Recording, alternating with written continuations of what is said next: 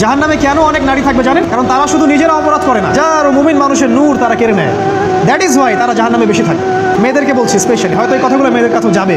তাদের এই উদ্ধত মাথাটা আল্লাহর বিধানের সামনে আত্মসমর্পণ করতে চায় না, এই কারণে তারা জাহান্নামে বেশি থাকবে। রাসূল বলেছেন কিয়ামতের আগে মানুষ জেনা করবে, জেনাকে মানুষ জেনা মনে করবে না, মনে করবে এটা অ্যাফেয়ার, ছেলে মেয়ের ক্রাশ। এখন নতুন শব্দ আসে কি, ক্রাশ।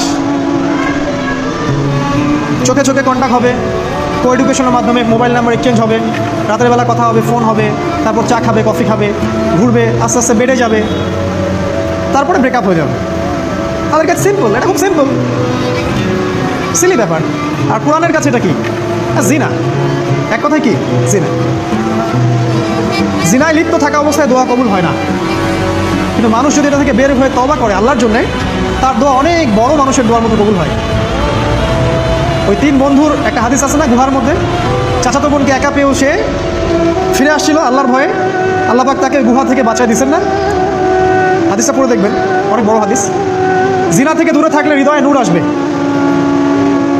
আপনি আমি যদি আমাদের চোখকে এই পর্যায়ে নিয়ে যেতে পারি যে কোনো গায়রে মাহরামের দিকে চোখ পড়লে আমরা নামিয়ে নিচ্ছি, তখন আপনি ফিল করবেন আপনার মনের মধ্যে নূর আসছে। এই যে আমি এখন একটা লেকচার দিচ্ছি, আমার খুব ভালো লাগছে। ঠিক রাস্তায় যেতে যেতে যদি আমি 8-10টা মেয়ের দিকে তাকাই, আমার এই নূরটা উঠে যাবে। জাহান্নামে কেন অনেক নারী থাকবে জানেন? কারণ তারা শুধু নিজেরা অপরাধ করে না, হাজারো মুমিন মানুষের নূর তারা কেড়ে নেয়। দ্যাট ইজ ওয়াই তারা জাহান্নামে বেশি থাকবে। আরেকটা মেজর কারণ হচ্ছে তাদের এই উদ্ধত মাথা। মেয়েদেরকে বলছি স্পেশালি, হয়তো এই কথাগুলো মেয়েদের কাছেও যাবে। তাদের এই উদ্ধত মাথা আল্লাহর বিধানের সামনে আত্মসমর্পণ করতে চায় না। তাদের এই উদ্ধত মাথাটা আল্লাহর বিধানের সামনে আত্মসমর্পণ করতে চায় না, এই কারণে তারা জাহান্নামে বেশি থাকবে।